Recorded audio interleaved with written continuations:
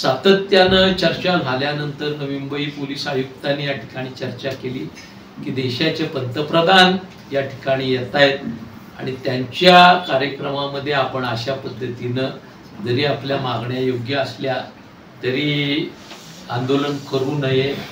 आम्ही मंडळींनी त्यांच्या समोर काही विषय ठेवले, त्यांनीही त्या बाबतीत योग्य ती कारवाई करायचं पाऊल उचलण्याच्या दृष्टीनं आम्हीही प्रयत्न करू असं सांगितलं।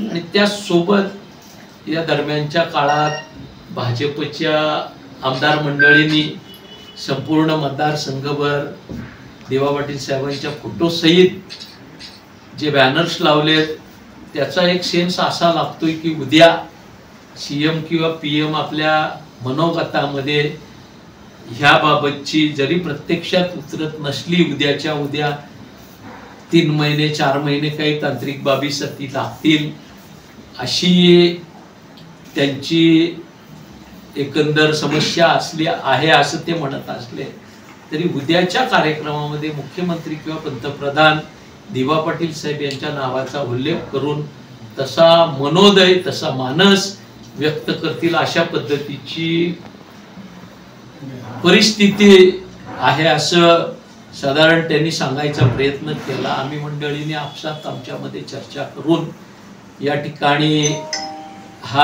हे आंदोलन स्थगित करण्याचा निर्णय आम्ही घेतो। पण उद्याच्या कार्यक्रमामध्ये पीएम आलेले आहेत, त्यांच्या कार्यक्रमामध्ये आपण हे आंदोलन वगैरे करण्यापेक्षा आपण उद्याचा दिवस जाऊ द्या, काही संकेत मिळतात की नाही ते बघूया आणि नंतर मग आपण ह्या विषयावर जोरदार शक्ती प्रदर्शन करत नोकऱ्यांसाठी आणि दिवा पाटलांच्या नामकरणासाठी आंदोलन करूया असा निर्णय आमच्या सर्वांच्या चर्चेअंती झाला आणि आम्ही हे आंदोलन काही काळासाठी स्थगित केलेलं आहे।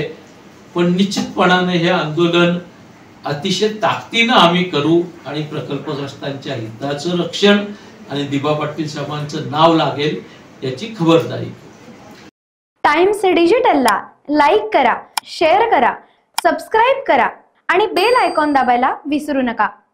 Times digital.